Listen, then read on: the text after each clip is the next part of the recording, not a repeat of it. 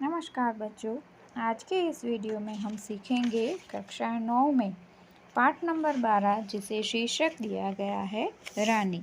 इसकी लेखिका हैं महादेवी वर्मा। महादेवी वर्मा का परिचय प्राप्त करें तो उन्होंने अपने घर के अंदर कितने सारे जानवरों और जीव जंतुओं को आश्रय दिया था। ये कहा जाता है कि उनका घर न होकर एक प्राणी संग्रहालय बन गया था। तो उनके जीवन के ही सत्य घटना पर आधारित इस पाठ में हम देखेंगे कि रानी नामक एक घोड़ी उनके दो साथी निक्की और रोजी के साथ आई है। सम्मिलित है जिसका बड़ा मार्मिक और भावुकतापूर्ण शैली में चित्र अंकित किया गया है। एक घोड़ी का वर्णन है जिसे रानी नाम दिया गया है। ऐसा लगता है कि यह नेवला, यह कुत्ती और यह घोड़ी हमारे सामने हों। यहाँ पर जो एक कुत्ती थी उसका नाम निकी रखा गया है और एक नेवला था उसके लिए यहाँ पर शब्द माफ़ कीजिएगा, निक्की शब्द नेवले के लिए है और रोज़ी शब्द उनकी जो कुत्ती थी उनके लिए है और उनकी घोड़ी का नाम यहाँ पर रानी बताया गया है। पशु पक्षी और निर्दोष भोले ऐसे प्राणियों के प्रति महादेवी का स्नेह और प्रेम छलकता नज़र आता है। तो यहाँ पर देखें कि किस तरह ये घोड़ी जो एकदम सुंदर घोड़ी थी वह उनके घर में परिवार का सदस्य कैसे बन जाती है। रियासत होने के कारण इंदौर में शानदार घोड़ों और सवारों का आधिक्य था। यानी इंदौर है वो पहले राजा महाराजाओं का स्टेट रहा, तो वहाँ पर बहुत सारे घोड़े और घोड़े सवार दिखाई देते हैं आपको। इसके अतिरिक्त हम अंग्रेज़ों के बच्चों को छोटे टट्टुओं या सफ़ेद गधे जिसकी जाति के संबंध में रामा ने हमारा ज्ञानवर्धन किया था पर घूमते देखते थे। हम अंग्रेज़ हैं, उनके बच्चों को छोटे छोटे टट्टू जो घोड़े के छोटे बच्चे होते हैं उनको टट्टू कहा जाता है। ऐसे सफ़ेद घोड़ों पर जब हम अंग्रेज़ के बच्चों को घूमते हुए देखते हैं तब हमें भी मन होता है। रामा की कहानियों में तो राजा अपराधियों को गधे पर चढ़ाकर देश निकाला देता था। इन्हें गधों पर बैठकर प्रसन्नता से घूमते देखकर विश्वास करना कठिन था कि इन्हें दंड मिला है। रामा के पास हमारी जिज्ञासा का साधन था। इन्हें विद्यालय में गधे पर बिठाने का दंड देकर भारत भेजा गया है क्योंकि वहाँ वह वाहन नहीं है। यहाँ पर सफ़ेद जो टट्टू हैं उन्हें भारत के अंदर गधा समझा जाता है, ऐसा पाठ में वर्णित किया गया है। तब सबको लगता है कि ये छोटे से बच्चे गधे पर बैठकर दंड या अपराध भाव क्यों नहीं महसूस कर रहे। हकीकत में वो छोटे सफ़ेद गधे न होकर छोटे टट्टू यानी घोड़ों के बच्चे हुआ करते थे। एक दिन हम तीनों ने बाबूजी को मौखिक स्मृति पत्र दिया कि हमारे पास छोटा घोड़ा न रहना अन्याय की बात है। यदि अन्य बच्चों को घोड़े पर बैठने का अधिकार है तो हमें भी वह अधिकार मिलना चाहिए। यानी हमने बाबूजी से जिद की।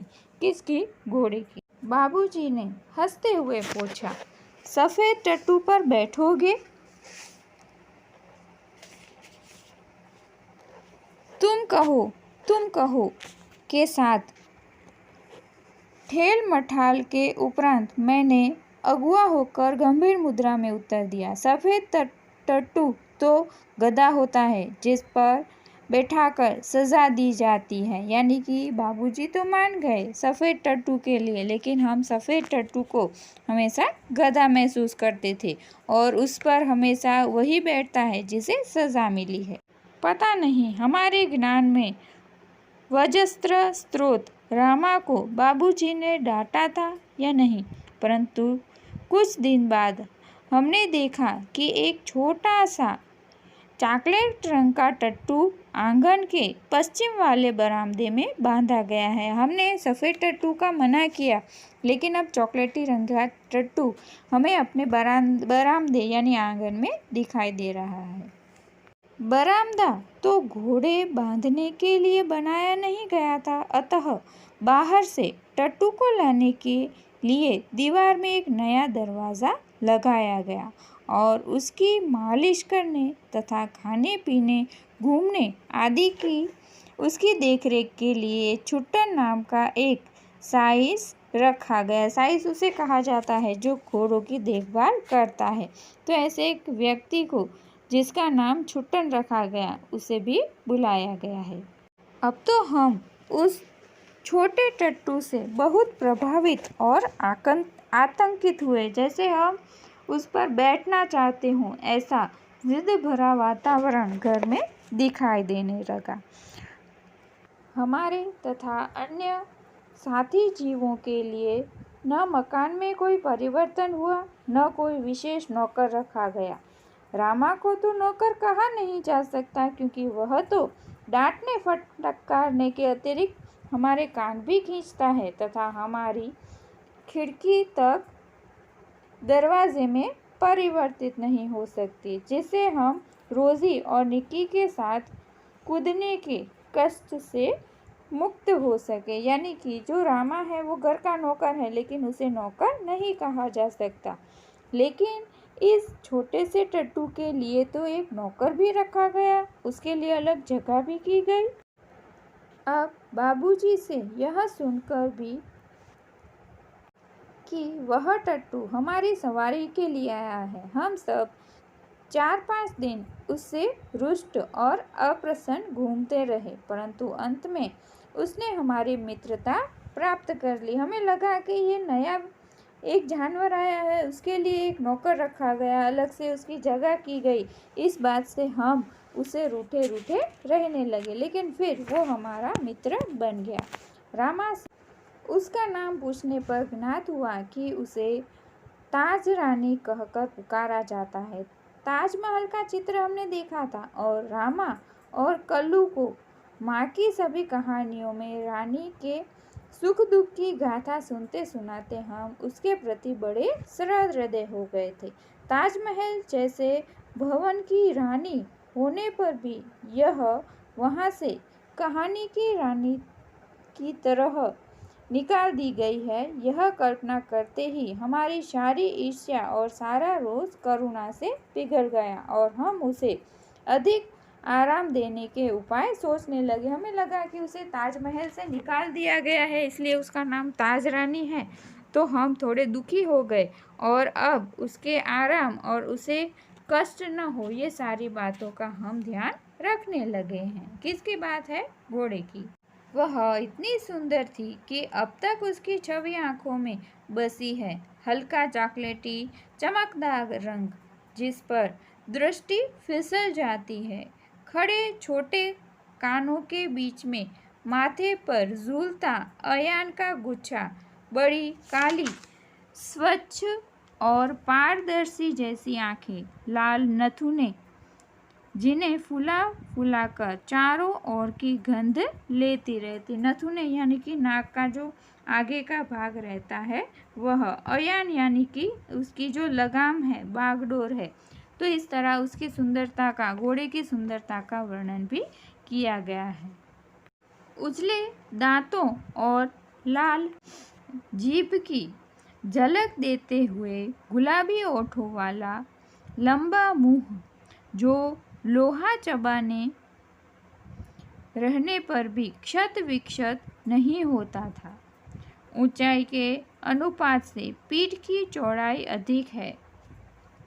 सुडौल मजबूत पैर और सघन पूंछ जो मक्खियां उड़ाने के क्रम में मोरपंच से समान उठती गिरती रहती थी। उस समय वह सब समझने की बुद्धि नहीं थी, परंतु इतने दीर्घ काल के उपरांत की स्मृति पट पर वे रेखाएं उस ऐसे उभर आती हैं जैसे किसी अदृश्य स्याही से लिखे अक्षर अग्नि के ताप से प्रत्यक्ष हो रहे हैं। इतने सालों बाद भी वो सारी बातें मुझे आज भी याद आ रही हैं। लेखिका कहती हैं, हम बार बार सोचते हैं कि वह कुछ और छोटी क्यों न हुई होती तो हम रोजी और निक्की के समान उसे भी अपने कमरे में रख लेते। यानी नेवला और एक छोटी सी कुत्ती और नेवला है उसके साथ, उसे भी हम अपने कमरे में रख लेते।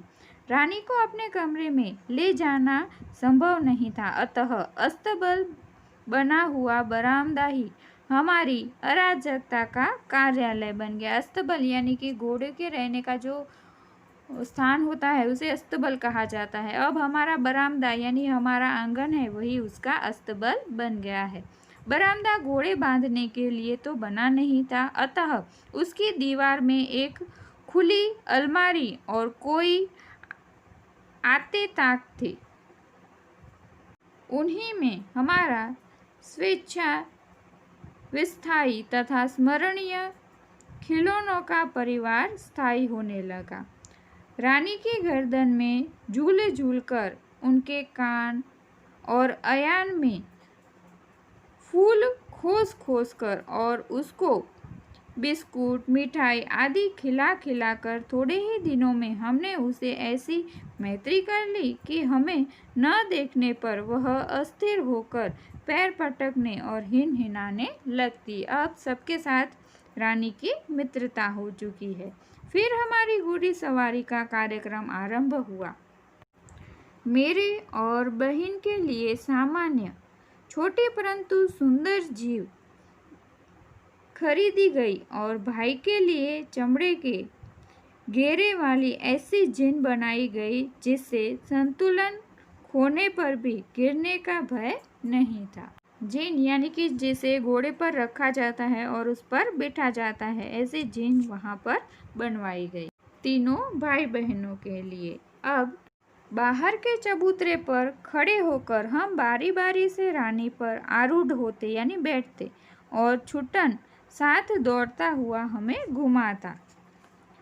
सवेरे भाई बहन घूमते और स्कूल से लौटने पर तीसरे पहर या संध्या समय मेरे साथ यह कार्यक्रम दोहराया जाता। परंतु ऐसी सवारी से हमारी विद्रोही प्रकृति कैसे संतुष्ट हो सकती थी। अस्तबल में रानी की गर्दन में झूल कर तथा स्टूल के सहारे उसकी पीठ पर चढ़कर भी हमें संतोष न होता। पूरा दिन जैसे उसके साथ हम बिताना चाहते।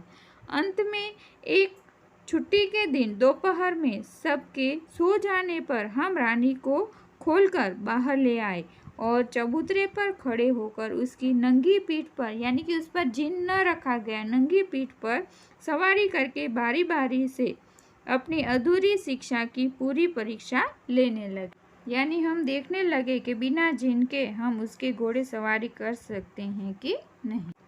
यह स्वाभाविक ही था कि ताज रानी हमारी अराजक प्रवृत्ति से प्रभावित हो जाती। वास्तव में बालकों में चेतना के विभिन्न स्तरों का बोध न होकर सामान्य चेतना का ही बोध होता है, अतः उनके लिए पशु पक्षी वनस्पति सब एक परिवार होते हैं। निकी रानी की पूंछ से झूलने लगता था।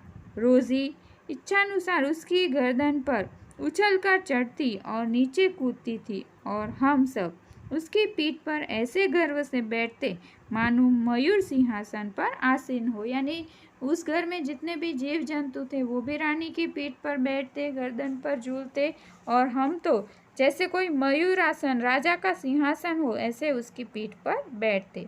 रानी हम सबकी शक्ति और दुर्बलता जानती थी। उसकी नंगी पीठ पर अयान पकड़कर बैठने वालों को वह दुल्की चाल से इधर उधर घुमाकर संतुष्ट कर देती। परंतु एक बार मेरे बैठ जाने पर भाई ने अपने हाथ की पतली संटी उसके पैर में मार दी।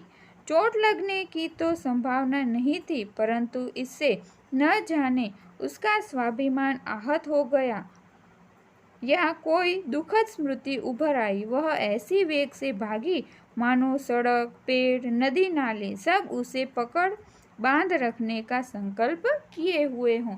वैसे तो कोई भी उस पर बैठता तो वो धीरे धीरे चलती और सबको घुमा देती, लेकिन जब एक बार मैं बैठी उस समय खिका के भाई ने उसके पैर में एक सिकड़ी मारी यानी एक छोटी सी सोटी मारी, जिससे वो ऐसी भागी कि रुकने का नाम न हो। इतनी तेजी से भागने लगी। कुछ दूर मैंने अपने आप को उस उड़न खटोले पर महसूस किया, जैसे मैं हवा में उड़ रही हूँ ऐसा मुझे लगा। परंतु गिरना तो निश्चित था, क्योंकि वो इतनी तेजी से भाग रही थी। पता नहीं भाई के सोटी मारने से उसे क्या याद आया, क्या वो दुखी हो गई कि ऐसी भागी कि रुकने का नाम नहीं। मेरा गिरना तय था। मेरे गिरते ही रानी मानो अतीत से वर्तमान में लौट आई। जैसे ही मैं गिर पड़ी तो रानी को लगा कि हकीकत में वो जो सोच रही है पुराना भूतकाल, पुराने समय की जो बातें, ऐसी कोई घटना नहीं घटी है। और उसे याद आया कि इस समय मैं उसकी पीठ पर बैठी हूँ और अब गिर चुकी हूँ, और इस प्रकार निश्चल खड़ी रह गई, जैसे पश्चाताप की प्रसर पर प्रतिमा हो, जैसे उसे पछतावा हो रहा हो कि ये मैंने क्या कर दिया। इस तरह पश्चाताप की प्रस्तर प्रतिमा मूर्ति बनकर खड़ी हो गई। उसे दुख हुआ कि ये उसने क्या कर दिया। साथियों की चीख पुकार से सब दौड़े और फिर बहुत दिनों तक मुझे बिछाने पर पड़ा रहना पड़ा। स्वस्थ होकर रानी के पास जाने पर वह ऐसी करुण पश्चाताप भरी दृष्टि से मुझे देख रही, हिनहिनाने लगी कि मेरी आंखों में भी आंसू आ गए। जब मैं खड़ी होने लगी, चलने फिरने लगी, तब जब मैं रानी के पास गई, तब उसकी पश्चाताप भरी दृष्टि, यानी उसे पछतावा हो रहा है कि उसने मुझे गिरा दिया, और इसे देखकर मेरी आंखों में आंसू आ गए। एक बार भाई के जन्मदिन पर रानी ने उसके लिए सोने के कड़े भेजे। नानी ने सोने के कड़े भेजे। सामान्यतः हम कोई भी नया कपड़ा या आभूषण पहनकर रानी को दिखाने अवश्य जाते थे। सुंदर छोटे छोटे शेर मुँह वाले कड़े, यानी शेर के मुँह वाले छोटे से कड़े पहनकर भाई रानी को दिखाने गया, और न जाने किन प्रेरणा से वह दोनों कड़े उतरकर रानी के खड़े सतर्क कानों में वलय की तरह पहना आया। यानी कि अपने हाथों से उसने सोने के कड़े उतार दिए और खेल खेल में रानी के कानों पर लगा दिए। फिर वह सब खेल में कड़ों की बात भूल गए। हम सब भूल गए कि हमने कड़े, या भाई ने कड़े उसके कानों में लगा रखे हैं, और वो भी सोने के कड़े थे। तो सोने के कड़े ढूंढते समय संध्या समय भाई के कड़े रहित हाथ देखकर जब माँ ने पूछताछ की, तब खोज आरंभ हुई, पर कहीं भी कड़ों का पता न चला। सोने के कड़े हैं, गुम होने पर सामान्य अवस्था में उसे ढूंढा जाता है, वैसा ही कार्य लेखिका के घर में भी शुरू हो गया, लेकिन कड़े कहीं नहीं दिख रहे।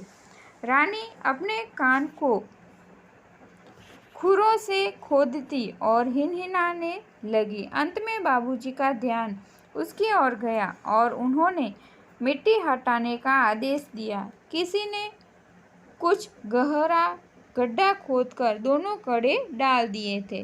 दंड तो किसी को नहीं मिला, परंतु रानी सारे घर के हृदय में स्थान पा गई। यानी कि रानी ने उस कड़ों को खोज निकाला, और उसके पास जबान न होने पर भी अपने पैरों से वो ज़मीन खोदने लगी जहाँ पर कड़े छिपाए गए थे। इस तरह वो सबके घर में, या फिर अपने घर में सबकी चहेती बन चुकी है, यानी घर में उसने सबका दिल जीत लिया है।